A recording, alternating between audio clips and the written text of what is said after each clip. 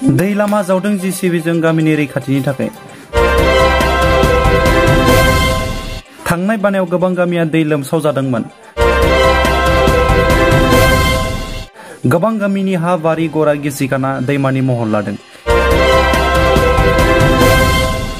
दिनै शुक्रबाराव उदालगुरि जिल्लानि BTC खालिंदुवार समस्ति फरुन्दिया BCDC सिङाव थानाय जारनि बस्ति गामिजों बोहैलांनाय खुलसि दैमानि दै लामाखौ JCBजों जावना फिंदों।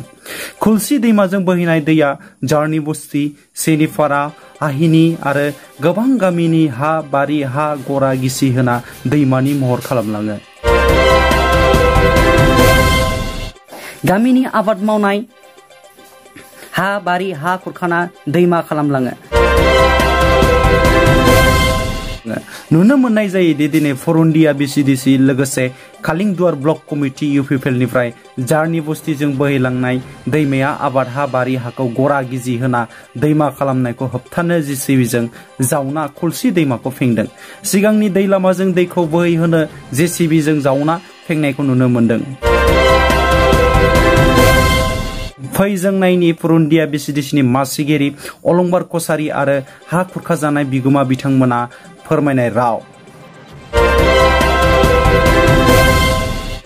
दिनै जोङो संकृष्ण खालिंदुवार BFD सिङाव थानाय फरुन्दिया BCDCनि जारनि बस्ति गामि जे नैबे खुलसि दैसाया जारनि बस्ति गामिखौ लोमसावनानै लोमहैदों, गामिखौ लोमदों आरो बे गामिखौ गरा दैसाया हा खुरखावदों।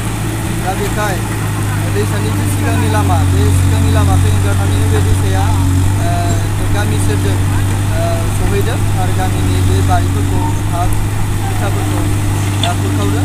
दा बेखाय सिगांनि दैसानि लामाजों दायो JCB लानानै रायजो राजा गासैखौबो लाना बे होबथानाय हाबाफारिखौ लादों।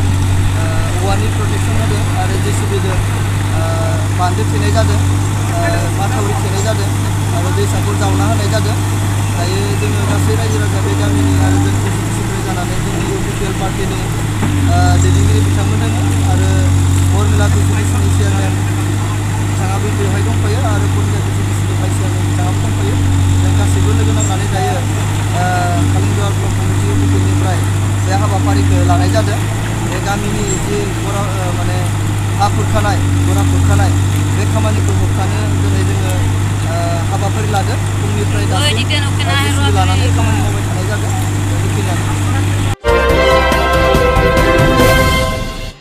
এই কলসী নদী যেহেতু আমি যোৱা এই চলিত বছৰত যিটো বানপানী হৈ গ'ল, বানপানীত আমাৰ বহুতো ৰাইজৰ ক্ষতি নাতি হ'ল আৰু লগতে আমাৰ এই বানপানী আমাৰ এই ওচৰ চুবুৰীয়া আমাৰ 2 নং ভাৰগাঁও ঝাৰণী বস্তি আৰু লগতে আমাৰ তৰাবাৰী এলেকাৰ আমাৰ কেইঘৰ ব্যক্তি মানুহৰ ফালে তাৰমানে নদীখন ঢাল খাই গৈছিল।